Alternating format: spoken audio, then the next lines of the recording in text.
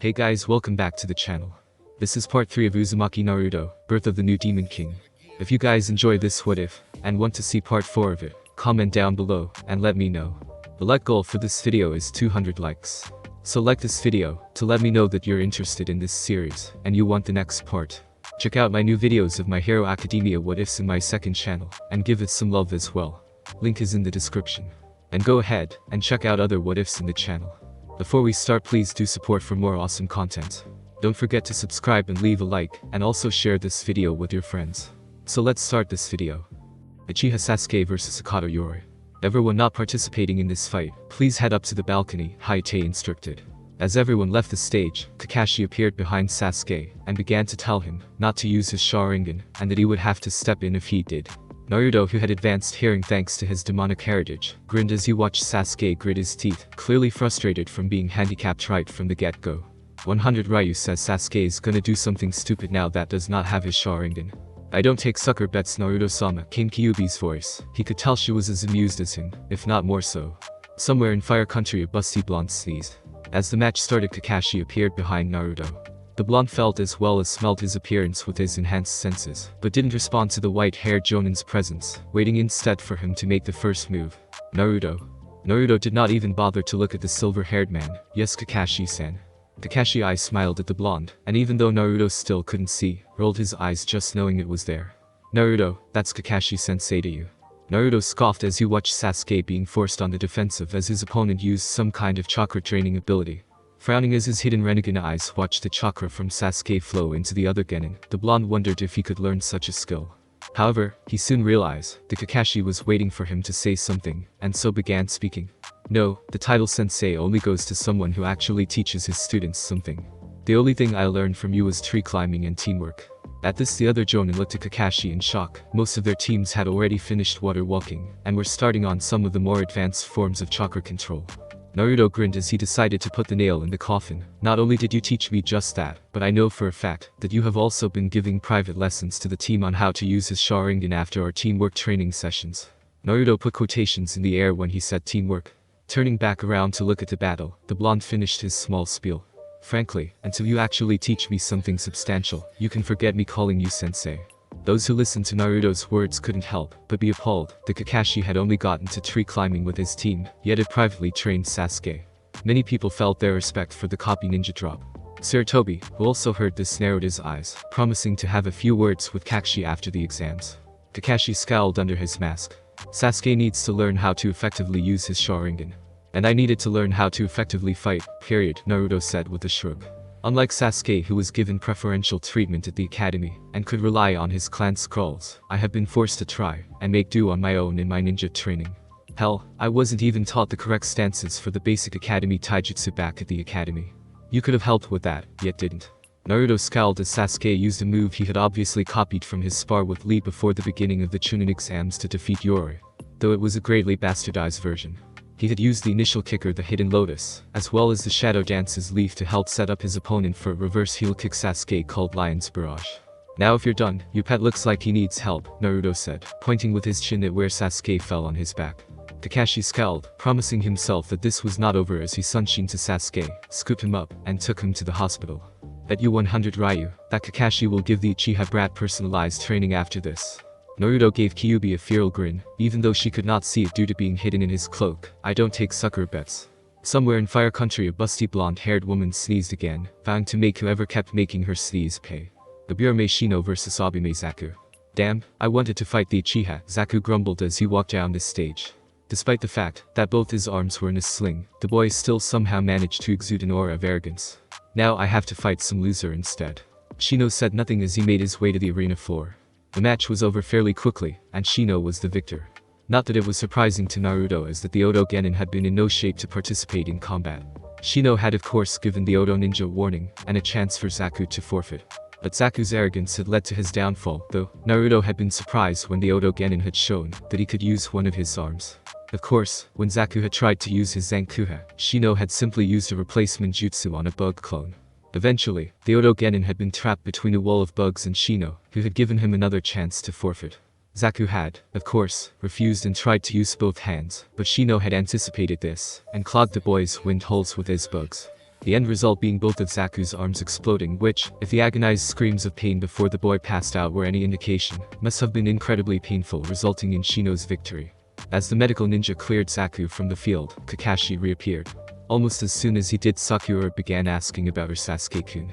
Naruto ignored her as well as the way Kakashi had tried to get his attention, and then tried drilling a hole through his head with a one-eyed glare when words didn't work. The man had never paid attention to him before, why should Naruto pay attention to him now? Sabaku no Konkuro vs Tsurugi Misumi. Naruto only paid a little attention to this battle as it was even shorter than Shino's. Misumi had the ability to dislocate and stretch his limbs Akeke Genkai, Naruto assumed, which he had done at the very start of the battle, and used them to wrap around Konkuro. The Genin had threatened to break Konkuro's neck if he did not surrender, and of course he followed through when Konkuro refused. However, it turned out that Konkuro had been nothing more than a puppet, and the real Konkuro had been hidden inside of the cloth on the puppet's back. Several kunai had appeared on various parts of the puppet's body, impaling Misumi as it squeezed him like a grape. The Konoha ninja had been dead before he hit the ground. Sabaku no Temari vs Higurashi Tenten. This battle was, unfortunately, much the same as the battle with Konkuro. It was a fairly one-sided fight with Temari claiming victory. Temari was a wind user, and the worst possible matchup for Tenten, who was a weapons user.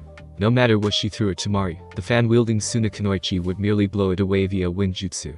The blonde had even made a show of it, unraveling her fan to reveal a circle and telling Tenten that it was a star, and when all three were revealed she would lose. Tenten had scoffed at the girl, there was no way she would give up, and had used a jutsu, where she would jump in the air, and unseal the contents of 2 storage seals, launching an assortment of weapons at the fan user. Naruto had to admit to being impressed at the sheer amount of ammunition the girl had locked up in her scrolls, as well as just what that ammunition was. He had seen everything from kunai and shuriken, to katanas, nadachis, scythes, kusarigama. Naruto had even caught a glimpse of a bow and chain somewhere in the mix. None of them had landed. It had been at that moment that Temari revealed herself to be a wind user, and had launched all of the weapons away with a blast of wind from her fan, though Tenten had a trick up her sleeve, and proved she wasn't quite finished. She had used chakra strings to lift the weapons back up, and sent them flying at the sand-haired blonde. Only it did not work. Temari used another wind jutsu, and sent all of the weapons sailing back towards the panda-haired girl. Tenten had gotten caught up with her own weapons, and was nearly unconscious by the time she fell. Temari had decided to show the girl who was superior, by setting her fan down, so Tenten would fall on it, likely doing some serious damage to her back. However, before Tenten could hit the fan, Naruto appeared on top of it, catching the weapon user in a bridal carry, one arm under her knees and the other around her shoulder. Many were utterly shocked with his speed, which they noticed was on par with Guy with his weights on. A few, namely Kakashi, couldn't help but wonder how Naruto got so fast. Or if this person really was Naruto, since he had never shown such speed before, and couldn't come up with a way for the blonde to gain such power in so short a time. I do not think it is good sportsmanship to cause further damage to someone who was clearly defeated, Naruto said in a cold tone that left no room for debate. While he didn't particularly care for Tenten, seeing how he didn't even know her, she was still a Konoha shinobi. More importantly, such a blatant insult like what Temari was going to do offended the blonde's sense of honor. Temari gulped as Naruto's cold blue eyes bore into her. Something inside of her screamed that this boy was dangerous, and that crossing him would mean her death, no ifs, ands or buts. She hurriedly nodded, and the odd sense of foreboding and dread that she had not even noticed welling up inside of her disappeared like an unknown weight that she had never known existed was suddenly lifted off her shoulders. Good, Naruto said, disappearing again. He reappeared a second later next to Guy and Lee, one who was looking at him in surprise, and the other in surprise and eagerness. Naruto set Tenten down against the wall. Even in her weakened state, Tenten blushed, having seen the blonde, before he had covered himself up, as well as the fact that she had felt the blonde's ripped muscles when she had been pressed against him. Seeing that Tenten didn't have any permanent damage done to her, Naruto stood up, giving a nod of acknowledgement to Guy, before he once again used his speed to appear before a shocked Kakashi. Guy-sensei, Lee said with tears in his eyes after Naruto left, that Genin is so youthful, caring for our teammate like that. You're right, Lee. Guy proclaimed as he got in his nice Guy pose, complete with thumbs up and glittering teeth. It was a rather horrible sight, and one that could only get worse with time as the bowl-cut Jonin continued his tirade. His flames of youth burned brighter than 1,000 suns. I will strive to be just like Cloak-san, and fan my own flames of youth. Lee shouted, bringing a fist up to his face, tears of joy, and something undefined that managed to freak everyone around the boy streaming out of his bug-like eyes. And if I cannot do that, I shall run 200 laps around Konoha on my pinkies. Attaboy, Lee. Guy shouted, and I will help stroke your flames of youth. If you cannot do that, I will climb the Hokage monument using nothing but my teeth. The geyser of tears running down Lee's eyes soon became a veritable waterfall as he stared at his sensei. Oh, Guy-sensei. Lee. Bai sensei. Lee. Bai sensei. Lee. Soon enough, the two bowl-cut shinobi began to hug, a sunset backdrop of a beach complete with crashing waves appearing behind them as they did. The scene itself would have actually been quite beautiful, with the sunset painting the sky in a brilliant blaze of red and orange. Several sparse clouds were also lit up, their colors lighter than the sky, thin will-o-wisps that enhanced the already beautiful scene. That, combined with the waves of water that crashed against the rock and managed to catch the reflected light of the sun, created a scene of such marvelous and enchanting beauty that few could believe it was a genjutsu.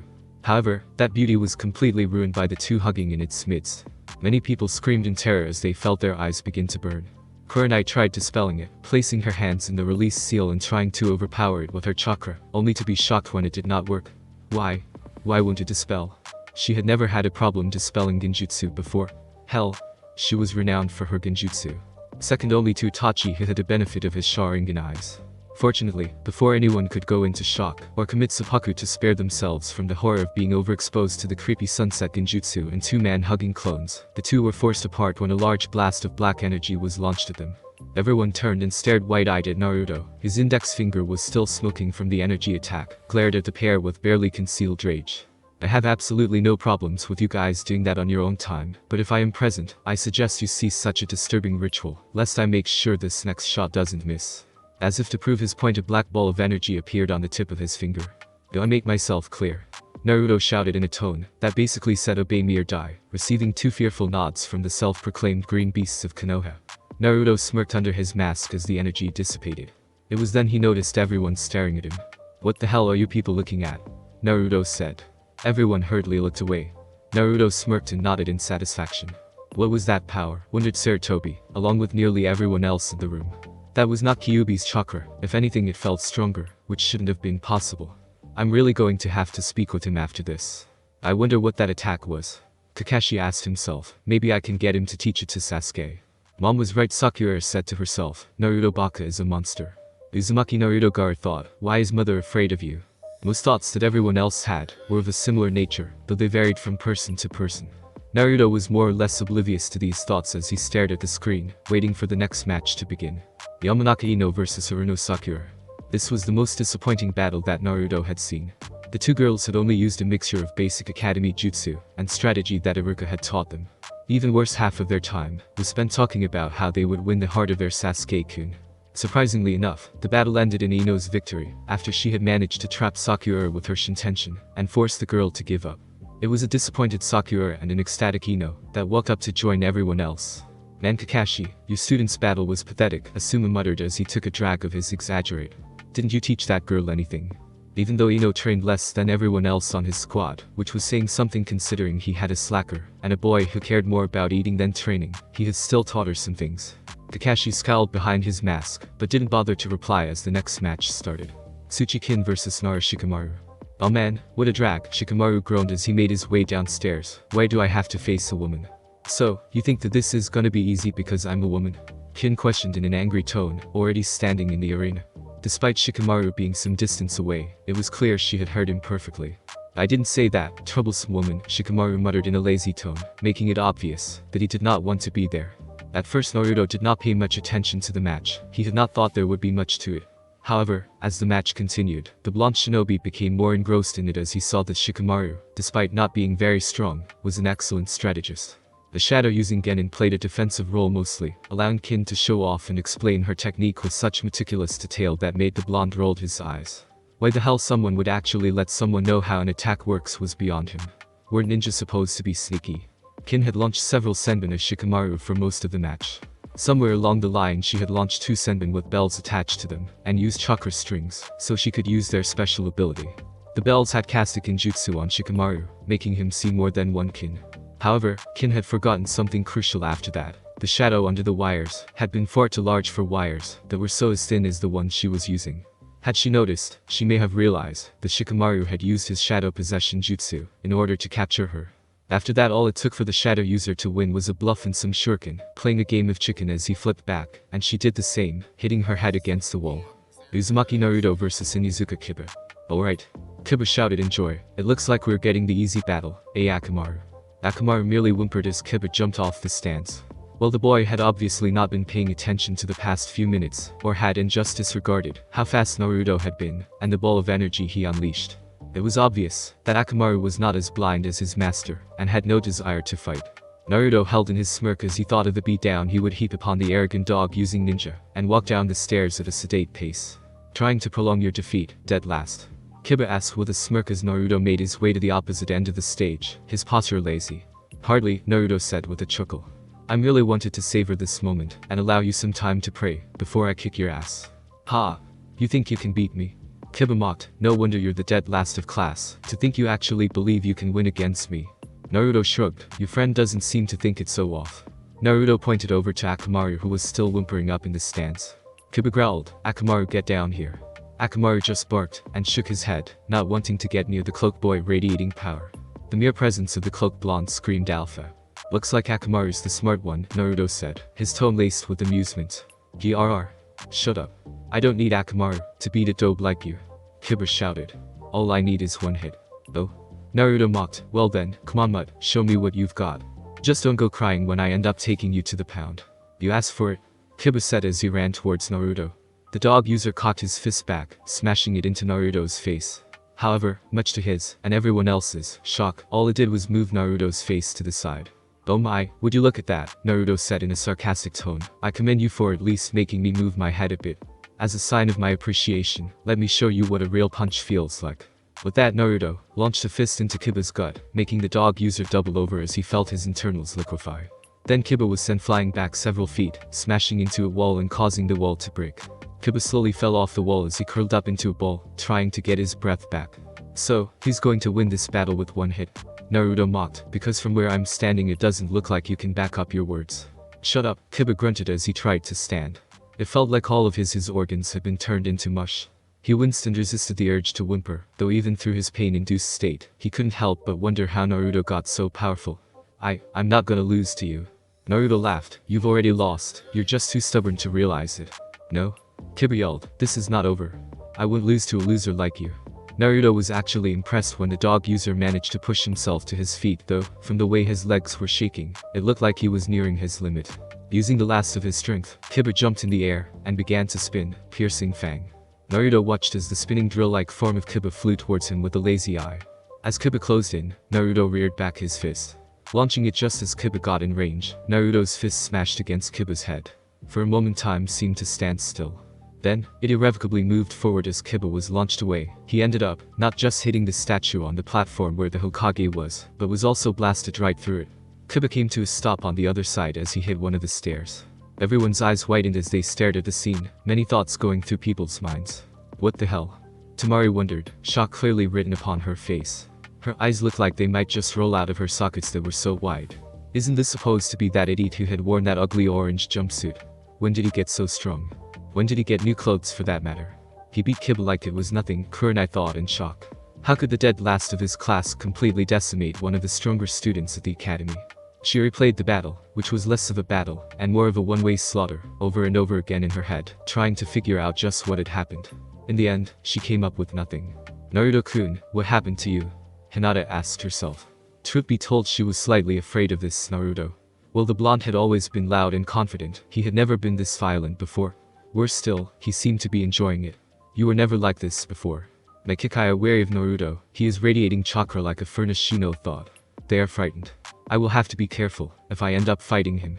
The power of that punch was even stronger than Lee's Neji analyzed, yet there was no chakra put into that punch whatsoever. Man, Naruto's getting really troublesome, Shikamaru thought to himself, what a drag. What the hell is with this kid, Konkuro wondered. During the first stage this guy was nothing more than a loud-mouthed idiot, and 5 days later he's smashing people through statues with a single punch. Naruto was oblivious to all the thoughts running through everyone's head as he looked at Hayate. Proctor-san, I believe you should call the match. Right, Hayate blinked. The winner of this match is Uzumaki Naruto.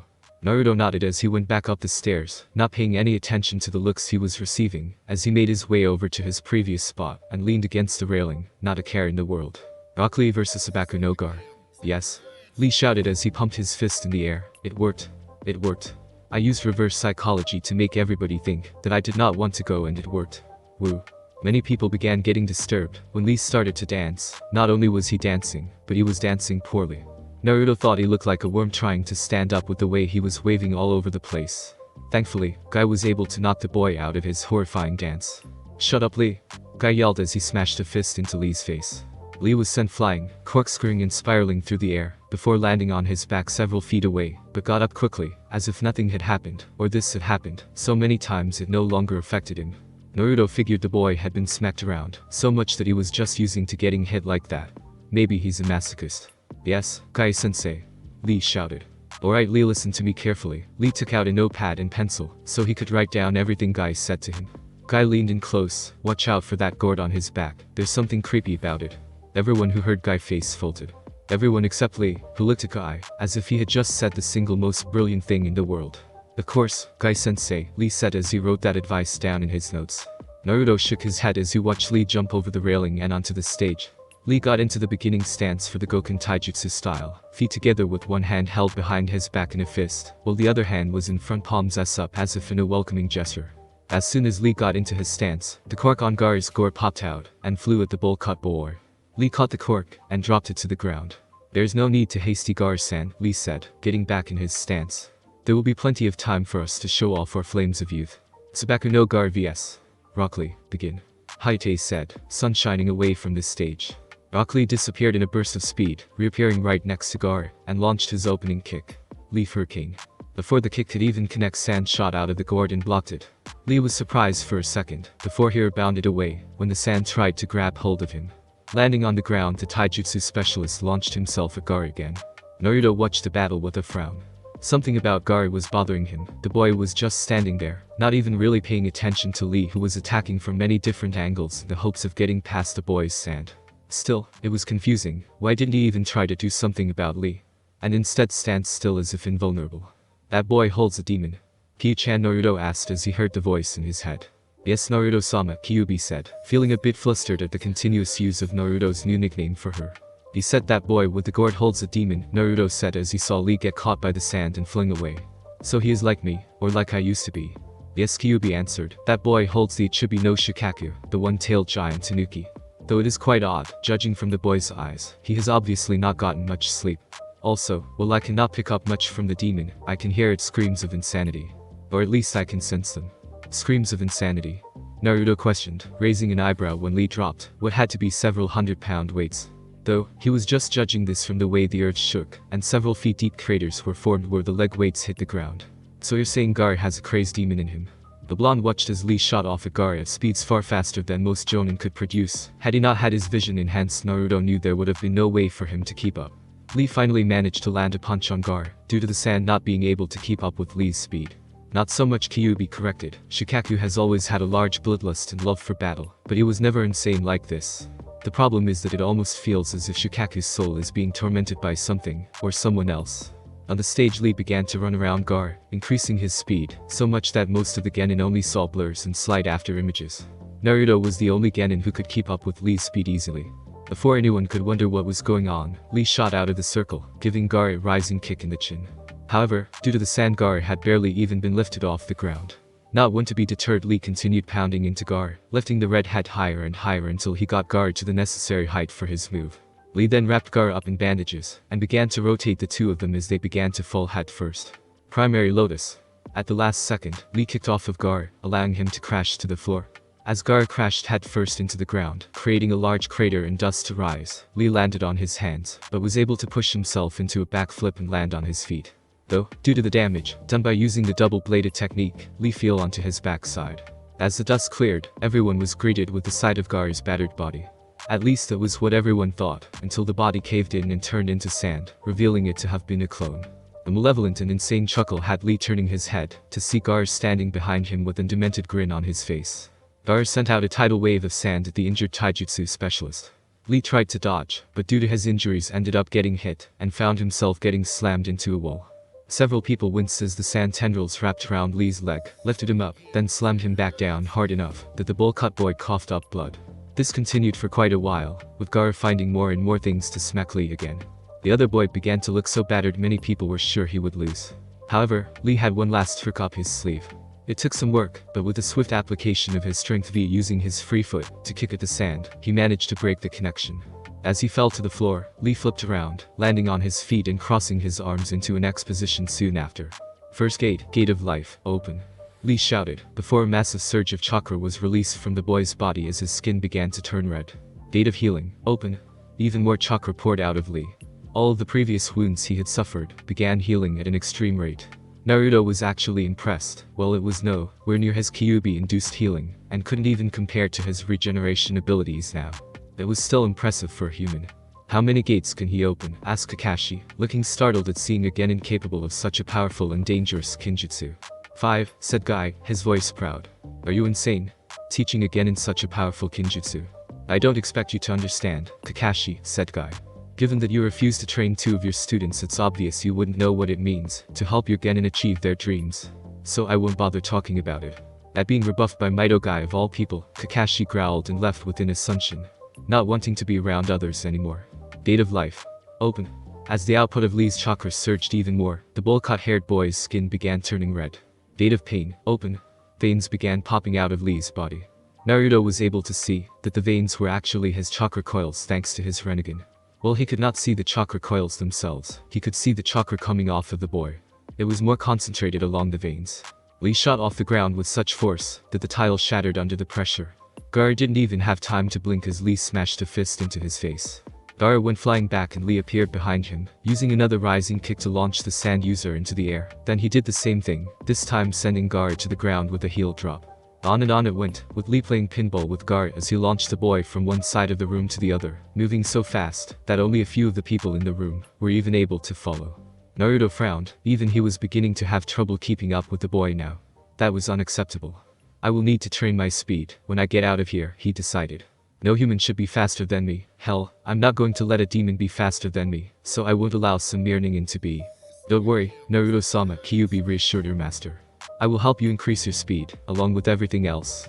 Ah, Naruto gushed over the seal. You so sweat, Kyu-chan. Maybe I should give you a reward for such dedication to your master. While he could not see Kyuubi's blush, thanks to her fur being red, and her being hidden inside his cloak, he could feel the heat she was radiating. Just thinking of how embarrassed she was made him grin. Finally, Lee launched Guard back towards the ground, stopping the sand user's momentum a bit when he wrapped his bandages around the Tsunagenin. Gate of Limit, open.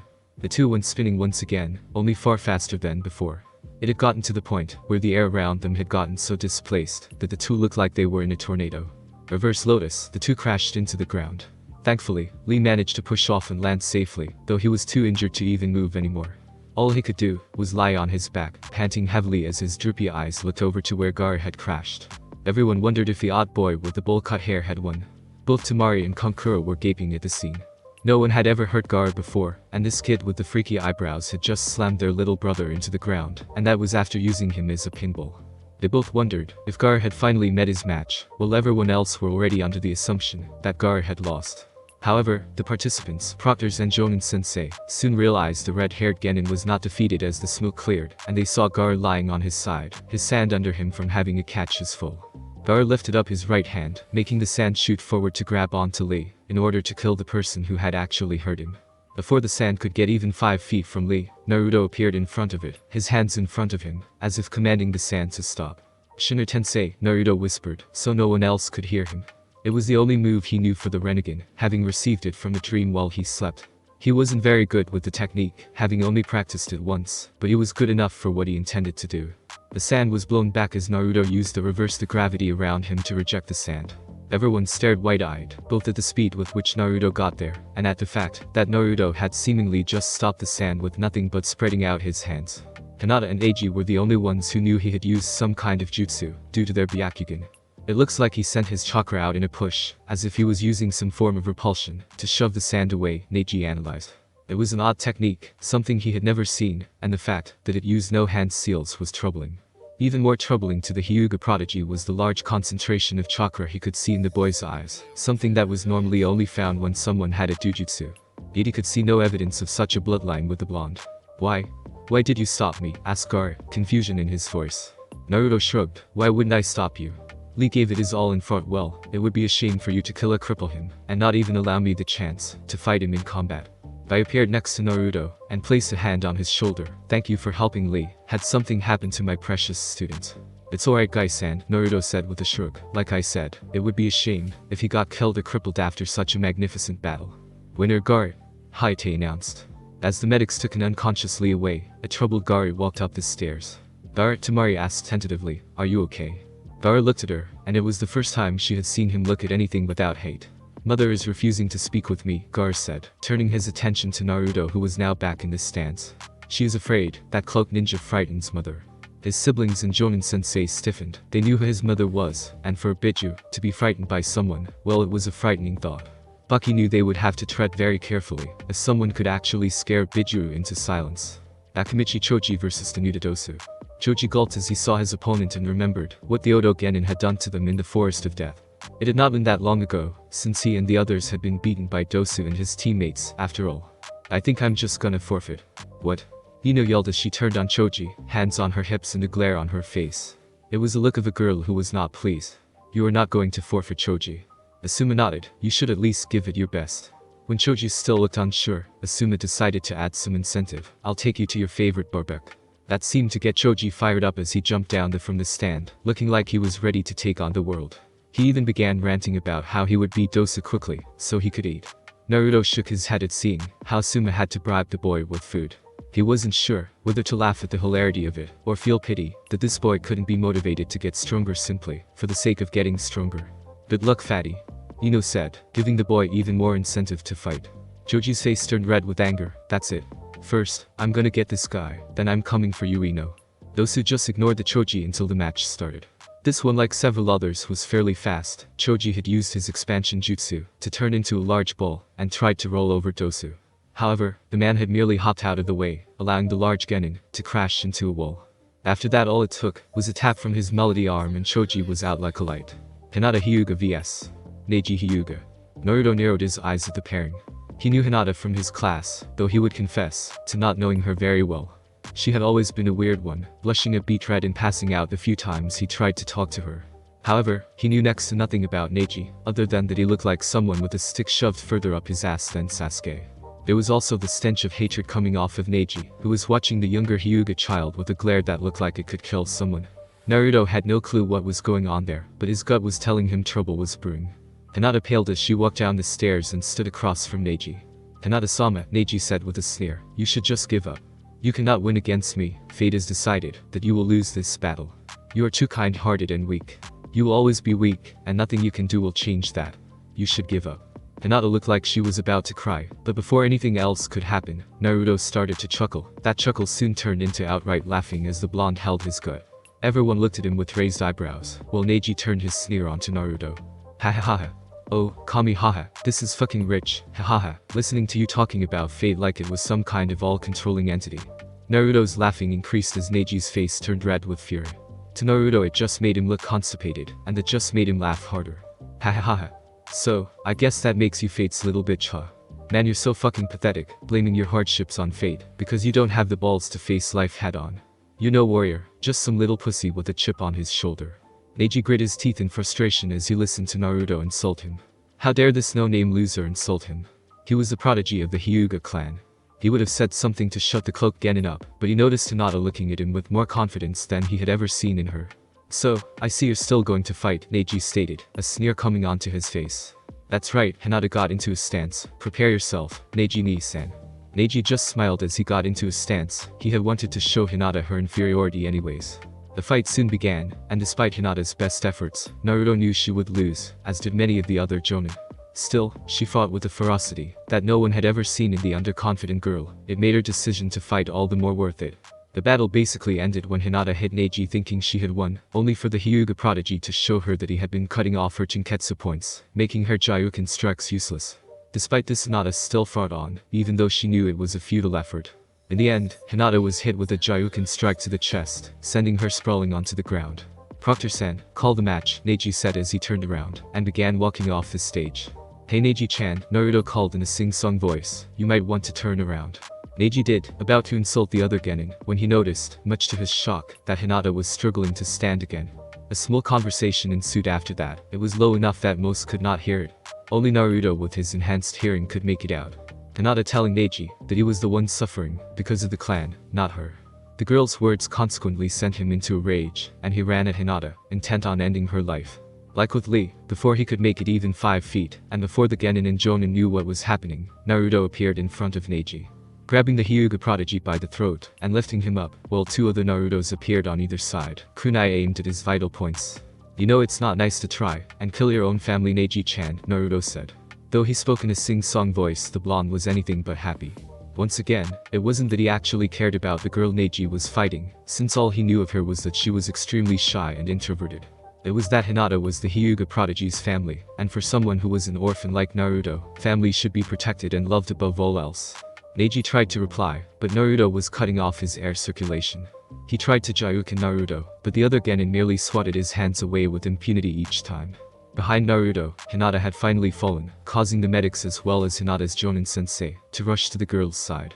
Consider yourself lucky we're in a tournament, and killing you would disqualify me, Naruto said, otherwise you would not live to see the next day. Naruto dropped the boy who had been starting to turn blue. He looked over at Guy. I suggest you beat some humility into this boy. Arrogance like his will not only get him killed, but his teammates killed as well.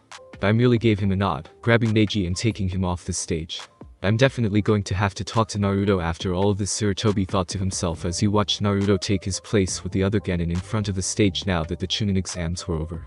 To all of you who have earned the right to compete in the 3rd stage of the Chunin exams, congratulations, Hayate said, before taking a step back, allowing the Hokage to stop forward. Sarutobi coughed into his hand briefly to clear his throat. Allow me to explain the last stage of the exams for all of you. As I said before. It was at this point that Naruto started to tune the man out. Kami, you know I really do love Oji-san and all, but he has this really cryptic way of speaking that pisses me off. And he's more long-winded than Iruka-sensei. It's just how old people are, Naruto-sama, Kyuubi said placatingly. My father was the same way, before I became the Kyuubi. That reminds me, how did you become the Kyuubi exactly? Naruto asked. I'm not sure, to be honest, Kyuubi said, not having a problem with telling her new master what she knew. As I said, I was hit with a very powerful chakra. It must have been around 700-800 years ago. I ended up blacking out, and when I woke up, I had 9 tails instead of 3.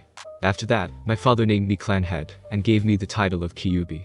So Kyuubi is just a title then, asked Naruto. It is both my title and my name, Kyuubi said. Naruto frowned. Then what were you called before you became the Kyuubi? Kyuubi? Naruto asked when the vixen was silent. It doesn't matter, Kyuubi said eventually, it's no longer my name. Naruto could hear some bitterness in her voice, and decided to back off with his questions. Instead he turned his attention back to Sarutobi. Now I would like to dismiss all of you, but there is one more matter we must attend to. Sarutobi said as Anko stepped forward with a box in her hand. There are pieces of paper with a number on it within the box Anko is holding. I want each of you to take one. I'll come around to you, so I want you brats to wait your turn, Anko said. Anko walked around to each Genin who would take a piece of paper, and then move on. When she got to Naruto she gave him a wink, causing the cloaked Genin to raise an eyebrow. Now that everyone has a piece of paper, I would like each of you to tell me the number it has on it, Anko said. We'll start from the left. 5, said Shino. 2, Neji said. 7, said Temari. 6, Konkuro said. 3, Gaara said. Troublesome, 8, said Shikamaru. 1, Naruto said, a grin hidden behind his mask. 9, said Dosu. 10, said Ino. That means the Uchiha has 4, Ibiki muttered. We will now reveal your matchup for the first round of the tournament, Sarutobi said. Naruto Uzumaki vs Neji Hyuga. Gaara no Sabaku vs Sasuke Uchiha. Shino Birame vs Sabaku no Konkuro. Sabaku no Temari vs Shikamaru Nar. Ino Yamanaka vs Dosu Kanuta. Now before everyone is dismissed, do any of you have questions you would like answered, asked Sarutobi. Since this is a tournament, that means there can only be one winner, right? So does that mean only one person can become a Chunin, asked Shikamaru. Not at all, Sarutobi replied. There will be judges including myself, the Kazukage, various daimyos from other countries and other ninja leaders who will be here to watch to evaluate your performance. Those who have the necessary qualities of a Chunin will be able to become one, even if they lose their first match. Consequently, someone can win the whole tournament, but if we do not feel they are qualified, they will not become Chunin. So does that mean it's possible for everyone to become a Chunin, asked Temari. Yes, Sarutobi said, but it's equally possible that no one will become a Chunin. Advancing in the tournament gives you more opportunities to show off your abilities and appeal to the judges, so make sure you do your best. If that is all, then you are all dismissed, said Sarutobi.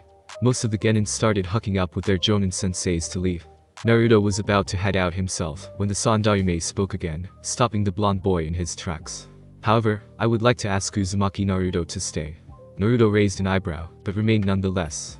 When the other genin were gone, Naruto let his voice be known.